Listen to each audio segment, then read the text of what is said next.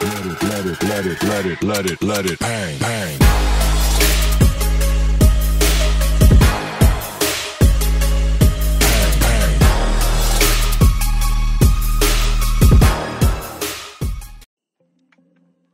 Hello ಎಲ್ರಿಗೂ ನಮಸ್ಕಾರ. ಎಲ್ಲರೂ ಚೆನ್ನಾಗಿದ್ದೀರಾ ಅಂತ ಭಾವಿಸ್ತಾ ಇವತ್ತಿನ ನಮ್ಮ ವಿಡಿಯೋ ಬಂದುಬಿಟ್ಟು ಅವಲಕ್ಕಿ ಹಾಗೆ ಅದರ ಜೊತೆ ಈರುಳ್ಳಿ ಬಜ್ಜಿ ಅಥವಾ ಕಾಂದ ಬಜ್ಜಿ ಅಂತ ನಮ್ಮ ಉತ್ತರ ಕನ್ನಡ ಸೈಡ್ ಹೇಳೋದು.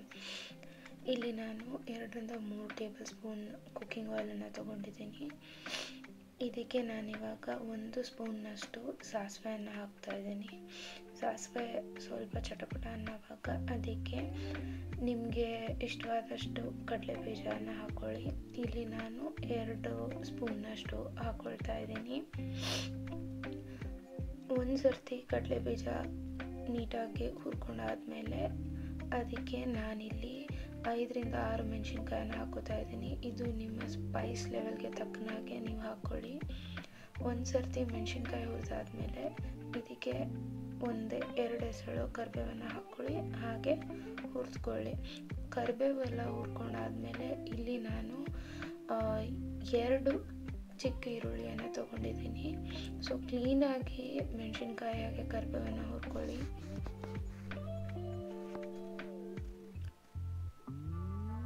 ಇಲ್ಲಿ ನೀವು ಬೇಕಿದ್ರೆ ಈರುಳ್ಳಿಯನ್ನು ಜಾಸ್ತಿನೂ ಹಾಕ್ಕೊಳ್ಬೋದು. ನಾನಿಲ್ಲಿ ಬರೀ 2 ಚಿಕ್ಕ ಈರುಳ್ಳಿಯನ್ನು ತೊಗೊಂಡಿದ್ದೀನಿ. ಒಂದು ಸತಿ ಈರುಳ್ಳಿ ಸ್ವಲ್ಪ ಕಂದು ಬಣ್ಣ ಬರೋ ತನಕ ಅಥವಾ ಪಿಂಕಿಶ್ ಕಲರ್ ಬರೋ ತನಕ ಸ್ವಲ್ಪ ಹುರ್ಕೊಳ್ಳಿ.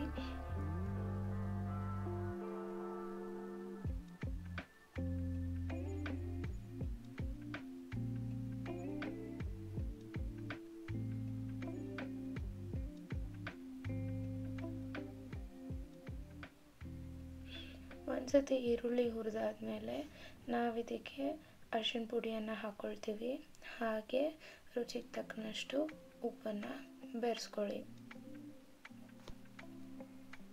ನೀವು ನೋಡ್ಬೋದು ಇಲ್ಲಿ ಈರುಳ್ಳಿ ಕಂದು ಬಣ್ಣಕ್ಕೆ ಬಂದಿದೆ. ಇಲ್ಲಿ ನಾನು ಮೊದಲೇ ಸ್ವಲ್ಪ ಕೊತ್ತಂಬರಿಯನ್ನು ಹಾಕ್ಕೊಳ್ತಾ ಇದ್ದೀನಿ. ಇದು ನಿಮ್ಮ ಒಗ್ಗರಣೆಗೆ ಸ್ವಲ್ಪ ಚೆನ್ನಾಗಿ ಟೇಸ್ಟ್ ಕೊಡುತ್ತೆ.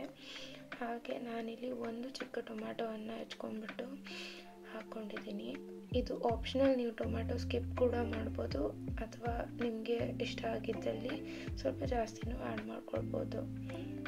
ಒಂದು ಅವಲಕ್ಕಿ ಸ್ವಲ್ಪ ಮೆತ್ತಗೆ ಹಾಕಬೇಕು ಅಂತಂತಂದರೆ ನೀರಿನ ಅಂಶ ಸ್ವಲ್ಪ ಕಡಿಮೆ ಹಾಕ್ಕೊಳ್ಳಿ. ಅದಕ್ಕೆ ನಾನಿಲ್ಲಿ ಟೊಮ್ಯಾಟೊವನ್ನು ಒಂದೇ ತೊಗೊಂಡಿದ್ದೀನಿ.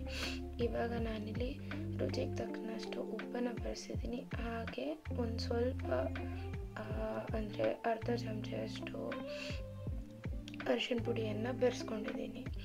ಇದನ್ನೆಲ್ಲ ನೀವು ಕ್ಲೀನಾಗಿ ಮಿಕ್ಸ್ ಮಾಡ್ಕೊಳ್ಳಿ.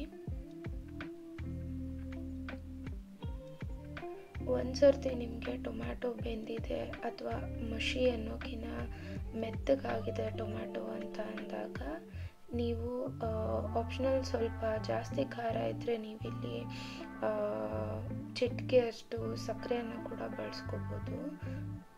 ಇವಾಗ ನೀವಿಲ್ಲಿ ನೋಡ್ಬೋದು ಒಗ್ಗರಣೆ ಕಂಪ್ಲೀಟಾಗಿ ರೆಡಿಯಾಗಿದೆ. ನಾನು ಮೊದಲೇ ಅವಲಕ್ಕಿಯನ್ನು ನೆನೆಸ್ಕೊಂಬಿಟ್ಟು ಇಟ್ಕೊಂಡಿದ್ದೆ. ಇಲ್ಲಿ ನಾನು ಮೀಡಿಯಮ್ ಸೈಜ್ ಅವಲಕ್ಕಿಯನ್ನು ತೊಗೊಂಡಿದ್ದೀನಿ. ಸೊ ನಾನು ತುಂಬ ಹೊತ್ತು ನೆನೆ ಹಾಕೋ ಅವಶ್ಯಕತೆ ಇಲ್ಲ. ನೀವು ಇಮಿಡಿಯೇಟಾಗಿ 1 ನಿಮಿಷ ಅಷ್ಟು ಬಿಟ್ಬಿಟ್ಟು ನೀವು ಅವಲಕ್ಕಿಯನ್ನು ಆ್ಯಡ್ ಮಾಡ್ಕೋಬೋದು. ಅಕಸ್ಮಾತಾಗಿ ದಪ್ಪ ಅವಲಕ್ಕಿ ಉಪಯೋಗಿಸ್ತಿದ್ದೀರಾ ಅಂತಂತಂದರೆ ನಿಮಗೆಲ್ರಿಗೂ ಗೊತ್ತಿರೋ ಥರ ಅದನ್ನು ಒಂದು 5 ನಿಮಿಷ ಅಥವಾ 8 ನಿಮಿಷ ನೆನೆಸ್ಕೊಂಡ್ಬಿಟ್ಟು ಸ್ವಲ್ಪ ಅವಲಕ್ಕಿ ದಪ್ಪ ಆಗಿದೆ ಅಂತ ಅಂದಾಗ ನೀವು ಅದರಿಂದ ನೀರಿನ ಅಂಶವನ್ನು ತೆಗೆದುಬಿಟ್ಟು ಒಗ್ಗರಣೆಗೆ ಹಾಕ್ಕೊಂಡು ಮಿಕ್ಸ್ ಮಾಡ್ಕೊಳ್ಬೋದು. ಇಲ್ಲಿ ನಾನು 2 ರಿಂದ 3 ಜನಕ್ಕೆ ಅಂತ ಅವಲಕ್ಕಿ ಮಾಡ್ತಿರೋದು. ಸೊ ಸ್ವಲ್ಪ ಕಡಿಮೆನೇ ಅವಲಕ್ಕಿ ತೊಗೊಂಡಿದ್ದೀನಿ. ಸೊ ಇಲ್ಲಿ ಆಪ್ಷನಲ್ ನೀವು ಯಾವುದೇ ಬ್ರ್ಯಾಂಡ್ ಇರೋದು ತೊಗೋಬೋದು. ನಾನಿಲ್ಲಿ ಟಾಟಾ ಸಂಪನ್ದು ಉಪಯೋಗಿಸ್ತಾ ಇದ್ದೀನಿ, ನಾನ್ ಸ್ಪಾನ್ಸರ್ಡ್. ಇದು ಸ್ವಲ್ಪ ಫೈಬರ್ ಕಂಟೆಂಟ್ ಜಾಸ್ತಿ ಇರೋದ್ರಿಂದ ಉಪಯೋಗಿಸ್ತಾ ಇದ್ದೀನಿ.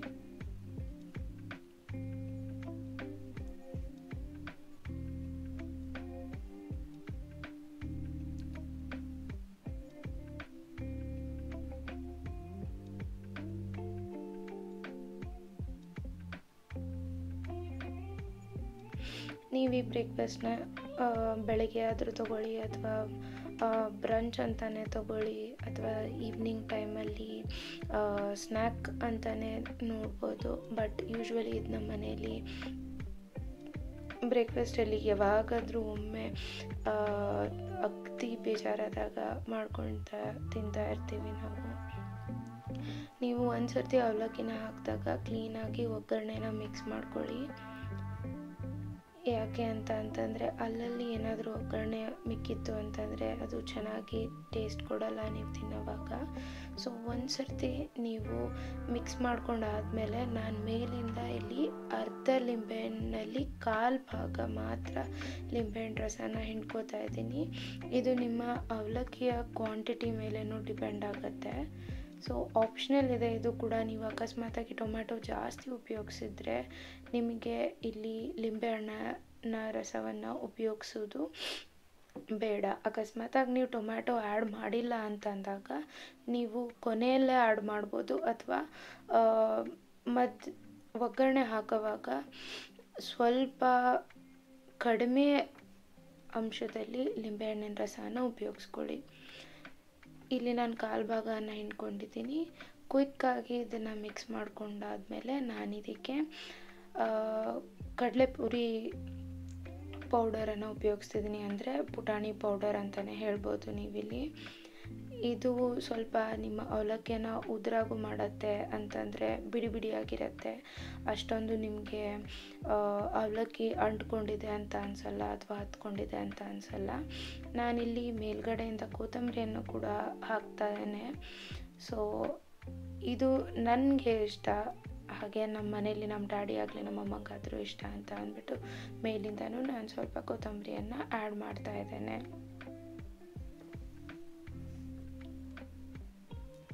ಸ್ವಲ್ಪ ಹೊತ್ತು ನೀವು ಅವಲಕ್ಕಿಯನ್ನು ಬೇಯಿಸಾದ್ಮೇಲೆ ನೀವು ಇವಾಗ ನೋಡ್ಬೋದು ನಾನಿಲ್ಲಿ 1.5 ಚಮಚದಷ್ಟು ಕಡಲೆಪುಡಿಯನ್ನು ಹಾಕ್ತಾಯಿದ್ದೀನಿ. ಹಾಗೆ ಕ್ಲೀನಾಗಿ ಚೆನ್ನಾಗಿ ಮಿಕ್ಸ್ ಮಾಡ್ಕೊಳ್ಳಿ. ಇದನ್ನು 1 ರಿಂದ 2 ನಿಮಿಷ ಮಾತ್ರ ಕಾಯಿಸ್ಕೊಂಡ್ಬಿಟ್ಟು ಹಾಗೆ ನೀವು ಗ್ಯಾಸಿಂದ ಇಳಿಸ್ಬಿಡ್ಬೋದು.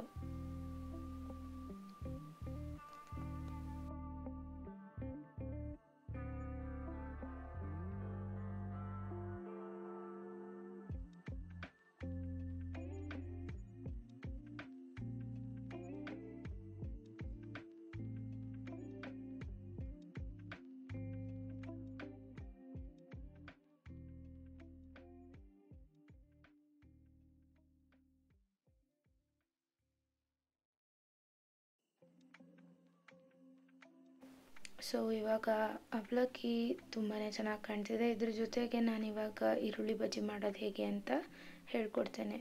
ಇಲ್ಲಿ ನಾನು ನಮ್ಮ ಪಾತ್ರೆ ದೊಡ್ಡದಾಗಿರೋದ್ರಿಂದ ನಾನಿಲ್ಲಿ ಕರಿಯೋಕ್ಕೆ ಎಷ್ಟು ಎಣ್ಣೆ ಬೇಕೋ ನಾನಿಲ್ಲಿ 1/4 ಲೀಟ್ರನ್ನ ತೊಗೊಂಡಿದ್ದೀನಿ. ಏಕೆಂದರೆ ಸ್ವಲ್ಪ ಕ್ವಾಂಟಿಟಿ ಜಾಸ್ತಿಯಲ್ಲಿ ಮಾಡ್ತಾಯಿದ್ದೀನಿ ಅಂತ. ನೀವು ಆಪ್ಷನಲ್ ಚಿಕ್ಕದಾಗಿ ಕಡಾಯಿ ತೊಗೋತಿದ್ದೀರಾ ಅಂತಂತಂದರೆ ಒಂದು ಅರ್ಧ ಕಪ್ನಷ್ಟು ಎಣ್ಣೆ ಹಾಕಿದ್ರೆ ಸಾಕು. ಇಲ್ಲಿ ನಾನು 6 ರಿಂದ 7 ಈರುಳ್ಳಿನ ಉದ್ದಕ್ಕೆ ಹಾಗೆ ಸ್ವಲ್ಪ ತೆಳ್ಳಗೆ ಹೆಚ್ಕೊಂಡಿದ್ದೀನಿ. ಅದನ್ನು ಬಿಡಿ ಬಿಡಿ ಮಾಡಿಕೊಂಡು ಇಟ್ಕೊಳ್ಳಿ ಒಂದು ಬೌಲಲ್ಲಿ. ಇದಕ್ಕೆ ನಾನು 2 ರಿಂದ 3 ಮೆಣಸಿನ್ಕಾಯಿ ಹಾಗೆ 3 ರಿಂದ 4 ಕರಿಬೇವನ್ನು ಸ್ವಲ್ಪ ಸಣ್ಣದಾಗಿ ಹಚ್ಕೊಂಡ್ಬಿಟ್ಟು ಹಾಕ್ಕೊಂಡಿದ್ದೀನಿ. ಇದಕ್ಕೆ ಇವಾಗ ಅರ್ಧಂಬರ್ಧ ಕೊಟ್ಟಿರುವಂಥ ಕೊತ್ತಂಬರಿ ಕಾಳಿನ ಬೀಜನ ಹಾಕ್ತಾಯಿದ್ದೀನಿ. ಇದು ಈರುಳ್ಳಿ ಬಜ್ಜಿ ಟೇಸ್ಟ್ನ ಇನ್ನೂ ಚೆನ್ನಾಗಿ ಮಾಡುತ್ತೆ.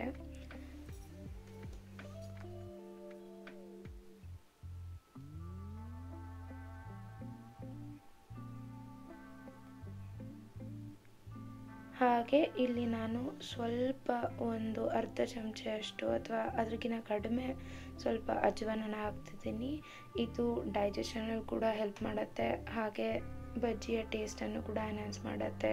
ಇದರಿಂದ ಆ್ಯಸಿಡಿಟಿ ಆಗಲ್ಲ ಅಥವಾ ಆಫ್ಟರ್ ಟೇಸ್ಟ್ ಅಂತ ಹೇಳ್ತೀವಲ್ಲ, ಬಜ್ಜಿ ತಿಂದಾದ್ಮೇಲೆ ಒಂಥರ ಟಮಿ ಫುಲ್ ಅಂತಲೂ ಅನಿಸಲ್ಲ. ಇಲ್ಲಿ ನಾನು ರುಚಿಗೆ ತಕ್ಕನಷ್ಟು ಉಪ್ಪನ್ನು ಹಾಕ್ಕೊಳ್ತಾ ಇದ್ದೀನಿ.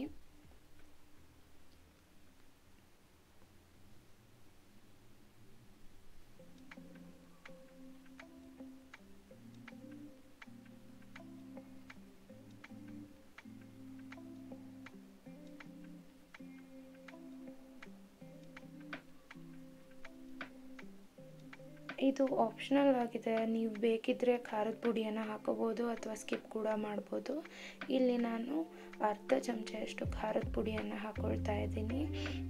ಯಾಕೆಂತಂದರೆ ನಮ್ಮ ಮನೇಲಿ ಎಲ್ರಿಗೂ ಸ್ವಲ್ಪ ಖಾರ ಜಾಸ್ತಿನೇ ಇಷ್ಟ, ಅದಕ್ಕೋಸ್ಕರ. ಹಾಗಂತ ಹೇಳಿ ಸಿಕ್ಕಾಪಟ್ಟೆ ಖಾರನೂ ತಿನ್ನಲ್ಲ, ಬಟ್ ಬಜ್ಜಿ ಅಲ್ವಾ ಸ್ವಲ್ಪ ಇದಕ್ಕೆ. ಹಾಗೆ ನಾನಿಲ್ಲಿ ಸ್ವಲ್ಪ ಜೀರಾ ಪೌಡರನ್ನು ಕೂಡ ಉಪಯೋಗಿಸ್ತಾ ಇದ್ದೀನಿ. ಇವೆಲ್ಲ ಆಪ್ಷನಲ್, ನಿಮಗೆ ಬೇಕಿದ್ರೆ ಆ್ಯಡ್ ಮಾಡ್ಕೊಳ್ಳಿ ಅಥವಾ ಬೇಡ ಅಂತಾರೆ ಕಂಪ್ಲೀಟಾಗಿ ಸ್ಕಿಪ್ ಮಾಡಿ. ಇಲ್ಲಿ 1-2 ಚಿಟಿಕೆಯಷ್ಟು ಅರಿಶಿನ ಪುಡಿಯನ್ನು ಹಾಕ್ಕೊಳ್ತಾ ಇದ್ದೀನಿ, ಜಸ್ಟ್ ಫಾರ್ ಕಲರ್. ಇದನ್ನೆಲ್ಲ ಕ್ಲೀನಾಗಿ ಮಿಕ್ಸ್ ಮಾಡ್ಕೊಳ್ಳಿ. ಹಾಗೆ ಈರುಳ್ಳಿಯನ್ನು ಬಿಡಿ ಬಿಡಿಯಾಗಿ ಮಾಡ್ಕೊಳ್ಳಿ, ಏಕೆಂತಂದರೆ ನೀವು ಕರಿಯೋವಾಗ ಹಿಟ್ಟು ಕೂಡ ಕ್ಲೀನಾಗಿ ಅಂಟ್ಕೊಳ್ಳುತ್ತೆ.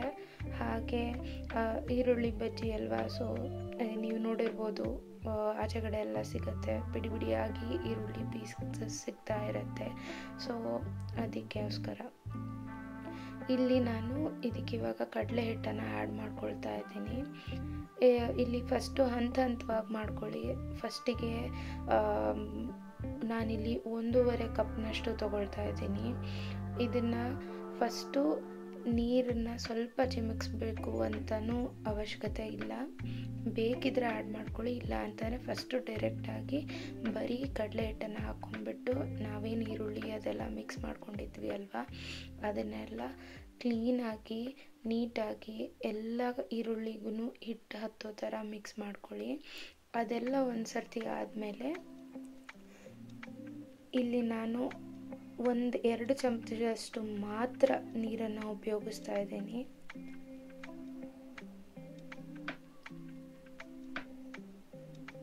ನೀವಿಲ್ಲಿ ನೋಡ್ಬೋದು ಇವಾಗ ಹಿಟ್ಟೆಲ್ಲ ಕ್ಲೀನಾಗಿ ಮಿಕ್ಸ್ಚರ್ಗೆ ಅಂಟ್ಕೊಳ್ತದೆ ಅಂತ. ಇಲ್ಲಿ ನಿಮ್ಗೆ ಏನಾದರೂ ಕನ್ಸಿಸ್ಟೆನ್ಸಿ ಸ್ವಲ್ಪ ಕಡಿಮೆ ಅಂತ ಅನಿಸ್ತಿದೆ ಅಂತಂದಾಗ ನೀವು ಹಂತವಾಗಿ ನಾನು ಹೇಳಿದೆ ಅಲ್ವಾ ಕಡಲೆ ಹಿಟ್ಟನ್ನು ಮಿಕ್ಸ್ ಮಾಡ್ಕೊಳ್ಳಿ ಅಂತ, ಹಾಗೆ ಮಾಡ್ಕೊಳ್ಳಿ. ಇದು ಆ್ಯಕ್ಚುಲಿ ನಮ್ಮ ಡ್ಯಾಡಿ ಹೇಳ್ಕೊಟ್ಟಿರೋ ರೆಸಿಪಿ. ಸೊ ನಾನು ಏನೇ ಕಲ್ತಿದ್ರು ಯೂಶ್ವಲಿ ಬ್ರೇಕ್ಫಾಸ್ಟ್ ರೆಸಿಪಿ ಎಲ್ಲ ನಮ್ಮ ಅಪ್ಪಾಜಿನೇ ಹೇಳ್ಕೊಟ್ಟಿರೋದು.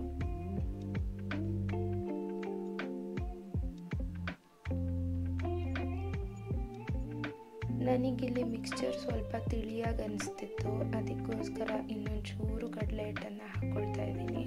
ಇಲ್ಲಿ ನೀವು ಹಿಟ್ಟಿನ ಅಂಶ ಜಾಸ್ತಿ ಮಾಡ್ಕೊಳ್ತಿದ್ದೀರಾ ಅಂತಂದಾಗ ಸ್ವಲ್ಪ ಉಪ್ಪನ್ನು ಕೂಡ ಲಾಸ್ಟಲ್ಲಿ ಆ್ಯಡ್ ಮಾಡ್ಕೊಳ್ಳಿ. ಏಕೆಂತಂದರೆ ಕೆಲವೊಮ್ಮೆ ಹಿಟ್ಟು ಜಾಸ್ತಿ ಆದರೆ ಬಜ್ಜಿ ಕೂಡ ಸಪ್ಪಗಾಗುತ್ತೆ.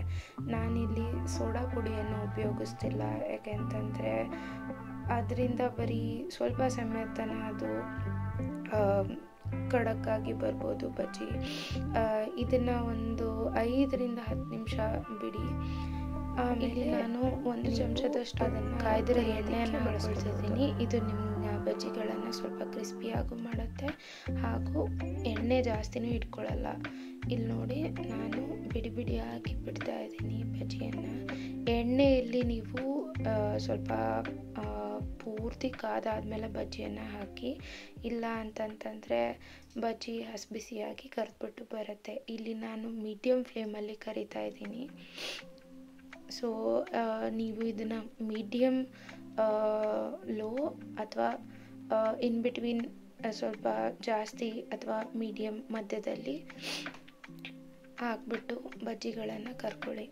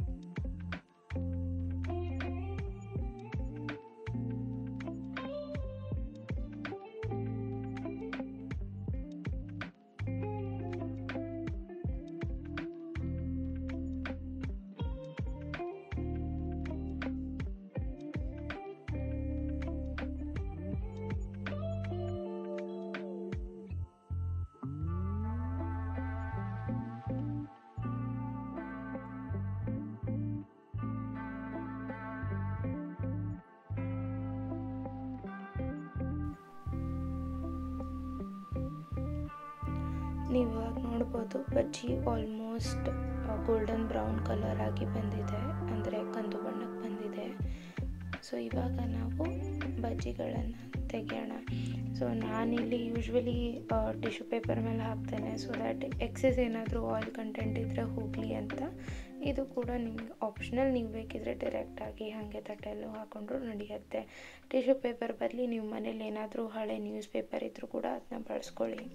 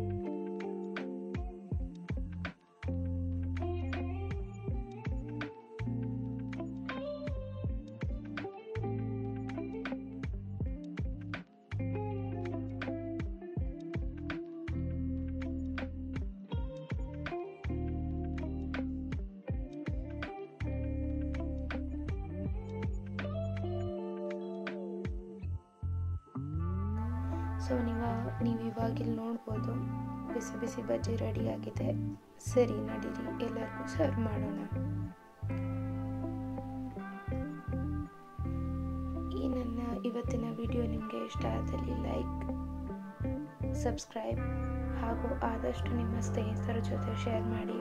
ಹಾಗೆ ನನ್ನ ಯೂಟ್ಯೂಬ್ ಚಾನಲನ್ನು ಇದೇ ರೀತಿ ಸಪೋರ್ಟ್ ಮಾಡ್ತಾ ಇರಿ. ಮುಂದಿನ ವಿಡಿಯೋಲಿ ಸಿಗೋಣ. ಹಾಗೆ ನಿಮಗೆ ಕಂಪ್ಲೀಟ್ ಕುಕಿಂಗ್ ಇನ್ಸ್ಟ್ರಕ್ಷನ್ಸನ್ನು ಡಿಸ್ಕ್ರಿಪ್ಷನ್ನಲ್ಲಿ ಹಾಕಿರ್ತೇನೆ. ಧನ್ಯವಾದಗಳು.